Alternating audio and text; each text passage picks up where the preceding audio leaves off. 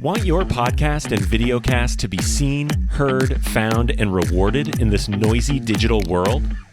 Then join podcast industry experts Tom Hazzard and Tracy Hazzard as they debunk all that outdated and bad advice you've been getting from the podcasting gurus and share what actually works today, bringing you those smart cut tactics proven to feed thousands of brands, blogs, videos, podcasts, and social channels with bingeable original voices like yours.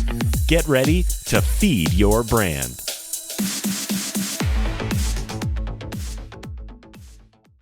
Hey everyone, welcome to Feed Your Brand. I'm Tom Hazzard, your host, and today we're going to talk about how to create a podcast network that actually provides value and makes money. And when I'm talking about value, of course, at Podetize, we're here for the podcasters first. And as podcasters, what we want to make sure you're well aware of, if you're considering joining a podcast network, you're being courted by one, pitched to join one, that you really know what you're getting into. So we see a lot of podcast networks that unfortunately take advantage of podcasters, and there's a lot more benefits for the network getting you to join them than there are benefits for you, the podcaster, by joining the network. Now, there are certainly some very good and appropriate podcast networks out there. I'm not trying to bash all podcast networks. It's just that we've seen a lot that are not acting in the podcaster's best interest. So this episode will be a little bit of a cautionary tale of what to watch out for. But for those of you podcast network owners or organizers out there, this is going to be valuable for you too, because you can really understand more about what is going to motivate a podcaster to join the network. What is going to keep them in the network long term? You need to be providing value. So let's talk about that. To me, and in our experience here at Podetize, a podcast network really has three different parties involved, and a good podcast network needs to be providing value to all three. It needs to be a win-win-win. So if we were to create a diagram of three circles and they cross in the very middle, all three of them, there is a space there where the network can be providing value to the listeners out there. Ultimately, we need listeners, right? We're trying to reach more of them, and that will, what value are you providing to the listeners? And then as a network, you need to be providing value to the podcaster. What's in it for them? Why should they join your network? And then obviously, in order for it to work and be sustainable, the network has to get value out of it too. So you've got to find the space where all three are benefiting. So I'm going to start with a few, examples of things that are out of alignment with a win-win-win scenario that I just described. Okay. One of those is, are you, the podcaster, required to pay the network in order to be a part of the network? That should be a big red flag. If that's the case, in my opinion, the majority of the time, when you, the podcaster, are required to pay to be a part of a network, that means that the network is looking at you, the podcaster, as a profit center. And there's really no reason to do that if they're operating their network properly and going to monetize it in different ways. Okay. So that's one thing. Why do you need to pay? And make sure that you get full disclosure on what it is, that fee that you're paying. Why is it? What is that money used for, and how is that ultimately going to help you? What's the return you're going to get for that investment, and is it worth it? I'm not going to get into the nitty-gritty of what some networks charge money for and what some of those expenses might be, but in any case, that's a red flag. All right. Now, is the network requiring you to move your podcast hosting to a different hosting platform? Some do. And there are some good reasons why they might do that. Number one, it might be for monetization. are they using the ad insertion system of that platform to monetize all the shows? And are you sharing in that in an appropriate proportional way? That could be a good reason to change podcast hosts, but make sure you are very clear that you still have control of your own show. Far too many networks get you involved, get you signed up, they move your show, and then they technically own it in the eyes of the podcast ecosystem. They have your listing with Apple and Spotify and all the other apps. And the worst part is they actually control your show, and you're not even able to log in to see your own analytics for your show, your download analytics. And so that is another big red flag. I mean, certainly a network would need access to your show in order to perhaps put ads within it, as long as you've agreed to that. But if they say, well, it's in our account and I can't give you access to that because there's all these other shows in the account too, and I can't let you see other people's shows, another big red flag. A proper podcast host and a proper network can have a way for you to have login access to see your own show, and they can access your show among all the others that they have. So again, something to be concerned about if there's not full disclosure. I mean, I've seen too many podcast networks or people have been on them, and podcasters have no idea how many downloads they're getting, how big their audience is. Is it growing? Is it shrinking? Is it flat? Because they don't have control of their own show at the podcast host level. Okay. So that's another thing. Also, is the network going to take credit for your show from a branding perspective? Very often you will find the network will put their own network name as the author name of the podcast, because remember, they have access and control over your show. If this is, Feed Your Brand joining a network and Tom and Tracy Hazzard are the hosts of it, our names are in the author field. But we see all the time these networks remove the hosts of the show, their names from the author field, and put in the network name as the author. There are also other features of some of the apps, in particular Apple, where a larger owner, a company or a network, can actually be designated as the network, and your show is a part of that. So anyway, those are things just to be aware of. Look at the network. If this is an existing network, you've got to go and do some homework and look at how they're doing this with other shows. Are they putting their logo on your cover art? Some of them do that.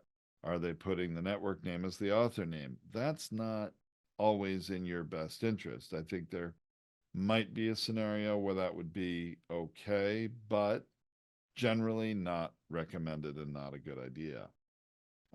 Here's another thing that I often find is that networks will pitch you to join them and say, well, part of the value we're going to provide you is we're going to get you great guests. They're going to do that work for you.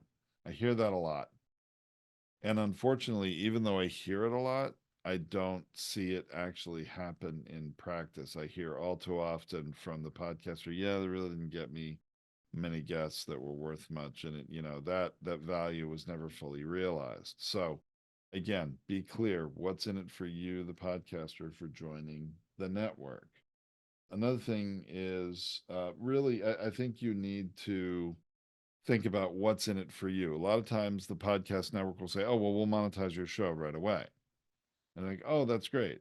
Well, what they're looking to do is get as many podcasts into the network as possible and then run programmatic ads on them. Ads you have no control over who the sponsor is. You are getting a even further reduced fraction of the revenue from that, because usually programmatic ads, the podcast hosting platform is taking a cut. Now your network is taking a cut, and then you get a smaller piece of that pie. And it's usually very small advertising dollars to begin with. getting more and more shows, including yours, into the network is in the network's best interest, because the more shows they have, the more downloads there are, the more money they are going to make.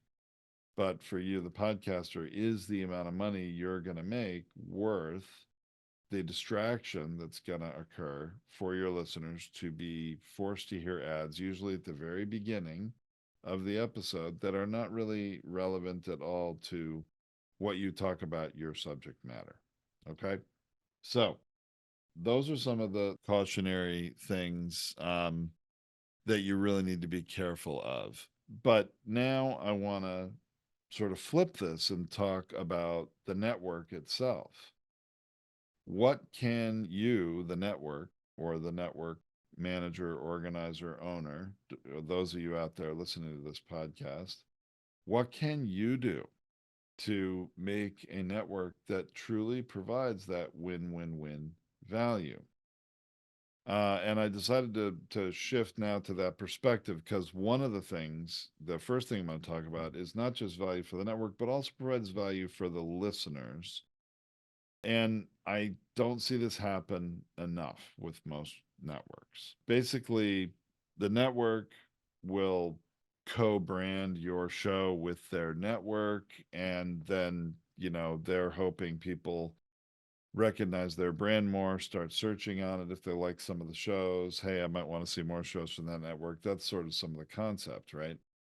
But when it comes to listeners, they're searching for what's in it for them. They're searching for their needs, their interests, their desires, their challenges. When they're searching a podcast app looking for content, or even searching in Google looking for similar content.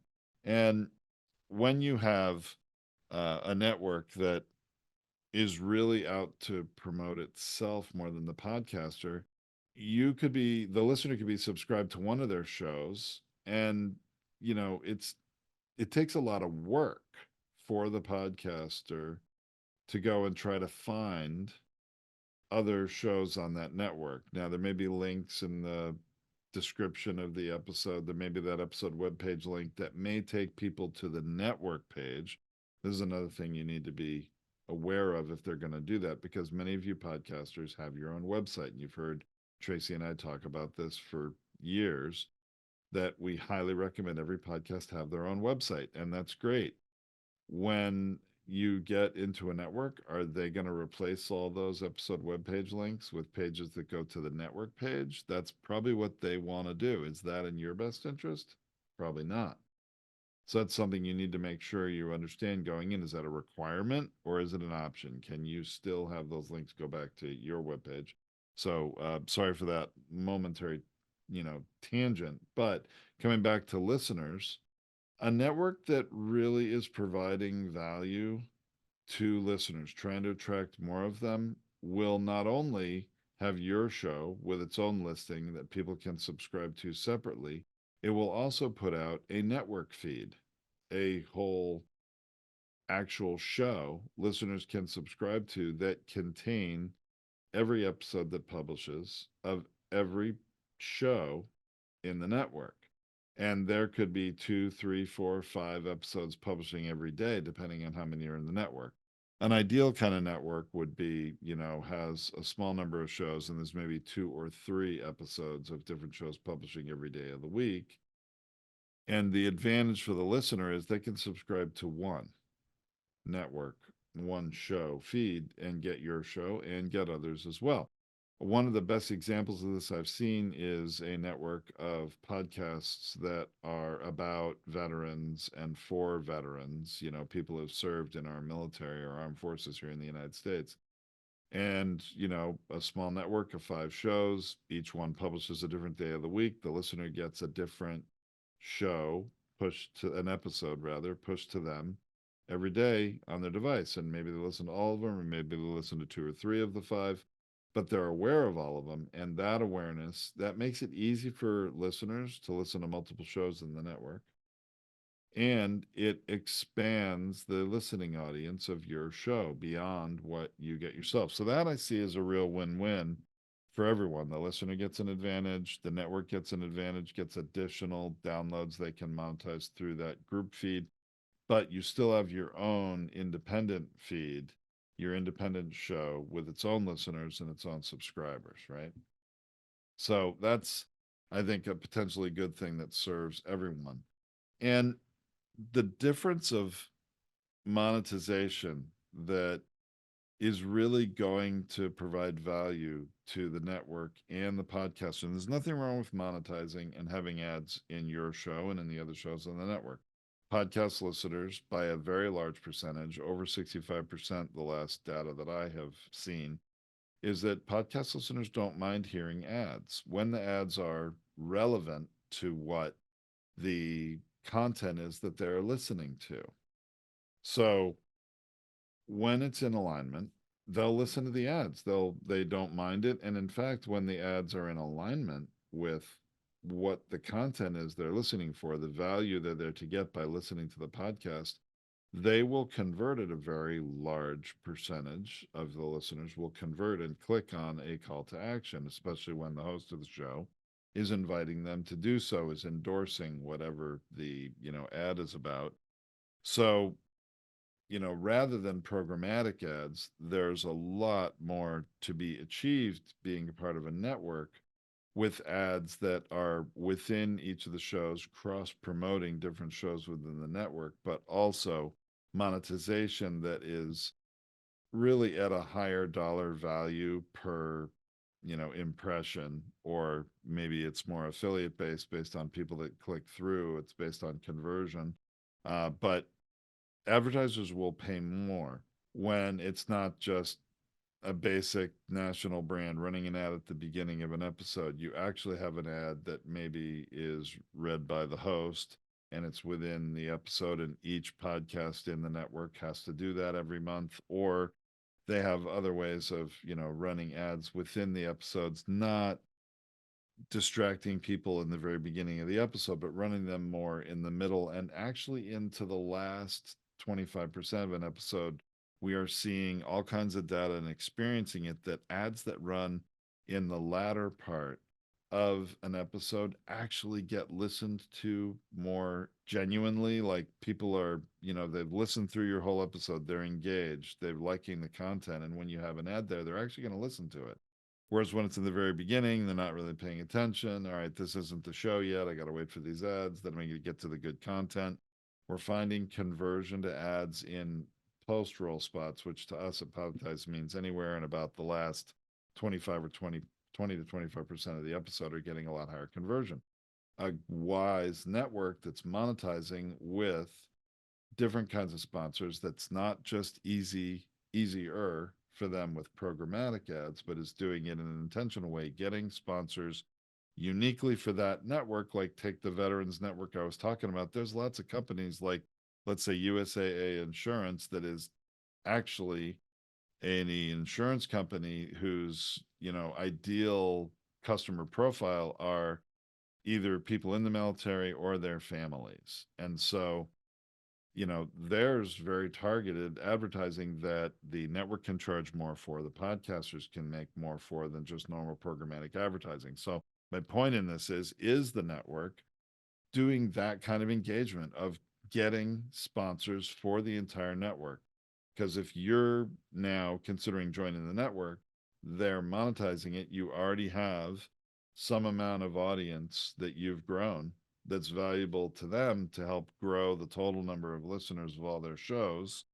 Then that's their value. They continue to get more listens for the network, and they're going to help monetize it. That's value for you, and monetize it to a higher dollar amount per play than the typical programmatic ad. So these are kind of the questions you want to ask. But if you are a network organizer, a network manager, a network owner, if you're not already doing this and providing that kind of value to the podcaster, why should they join your network? And again, when it comes back to what I talked about earlier, if a network is requiring you, the podcaster, to pay to join the network, you really want to ask, well, why is that? What am I getting for that money? Because there's actually a lot of value my podcast is bringing to your network, and you're going to make more money on it through monetization. Why should I have to pay? Now, I suppose there is reality of, if it's a brand new show and it doesn't have an audience yet, and the audience is going to grow faster because you're part of a network that has a lot of other established shows. That could be value for you. And maybe you do have to pay something to get set up and into that program. But is there a sunset to that payment once it's monetized and the network's making more money on your show? You shouldn't have to pay anymore. So these are some of the kinds of things, including, the website presence is really important. But ask the network, hey, let's just be honest with each other. And for you, the network organizer, you should be honest with the podcaster. Here's the value we're providing you. Here's the good reasons why you should join our network. We're going to monetize the show, or you're not going to have to pay for hosting anymore, or we're not only going to monetize the audio show, but we're also going to organize the videos of everybody involved. And, there's a shared YouTube channel that's going to make money, and that's being shared amongst all the people. There are many, many potential advantages, and maybe they're going to actually putting dollars into marketing the network outside of the podcast ecosystem to get everybody more listeners. Okay, there's value there too, but what is the value? Got to know what you're getting into from the start. Make sure it is that win-win-win between the listeners, the podcaster, you, or the network organizer. And if it's really out of alignment with a real harmony between those three parties, I would run the other direction very, very fast and not join a network. I've seen too many problems. Let's take, again, I'll come back to cautionary tales just to provide a little more value before I end this episode. But there's a lot of internet radio networks out there who are, in my opinion, preying on podcasters because they're generating new content and they want new content to keep their internet radio network fresh. They often will offer to, oh, well, we'll turn it into a podcast also. I see a lot of people start a podcast this way, and they just don't realize how very little value that they're going to get out of that. Because while the internet radio network will put your show out as a podcast, they generally don't do a very good job at it. They're not experts in it. And you're not going to grow your podcast effectively because you're not in control of it. And it's not really their primary interest. Their primary interest is to provide more content that people are going to go to their website, their internet radio site, and that's what they want people to do, consume your content there. But in the real world of podcasting, that's not how podcasters listen, not how most of them do. Most podcasters want to listen on their mobile device, their mobile phone, their mobile watch, or, obviously through those when they're driving or at the gym. We're seeing a lot of listenership these days on smartwatches. It's been an increasing trend the last couple of years. So I think they're really kind of old school, even though the world of radio, internet radio, is decidedly more modern than old school terrestrial radio, but they're really different animals. And you definitely need to know what you're getting into, especially in those radio contracts. Some of them you don't own your show. And again, I have more people have no idea how many listeners they have. The radio network will always say, oh, well, we have millions of listeners. Well, they probably have millions of people that have listened at one time or another. But what do they have on a monthly recurring basis? And what is each show getting in terms of listenership? And they usually don't provide that kind of information because the numbers are not setting the world on fire. And again, they're looking for more content to help make their network more valuable. They want to use your content to help them rather than be truly mutually beneficial in a collaborative and cooperative way, bringing shows together with common or complementary subject matters and topics for the benefit of the listener. Also, an inherent benefit for the sponsor, because all those shows, they'll get sponsors that are in alignment with all those shows, and you're not advertising Dawn dish soap on the front of your podcast. And unless, I guess, it's a podcast about washing dishes, which I don't think there are any, quite honestly. I don't know how that's in alignment with what you talk about. And in those kind of large national brand campaigns are paying very, very little for programmatic ads only. So more targeted advertisers to more targeted topics means higher rates the advertisers pay. Then there's more money in it for everybody, and you get some mutually beneficial reality. And then, the tricky part of the website, you can monetize web traffic, but there's going to be this tension between your own website for your brand and your show and the website for the network. And if you can strike a way that's mutually beneficial, that's great. It can probably help you get more exposure too. But it's all about win-win-win. You gotta just go with your eyes open. And so my recommendation for the podcast networks out there is to continue to find ways to move the value you're providing in the direction of being in that sweet spot of, yes, you need value, otherwise you can't run your network. Providing value for the listeners so that there's a good reason why they're going to listen to the network shows or more of the network shows, or have an easier way to be aware of all the episodes publishing of all shows on the network. And then obviously the podcaster, got to be some good reasons why they would join it. And, you better have really good reasons why the podcaster needs to pay to be a part of your network, if that's part of the deal.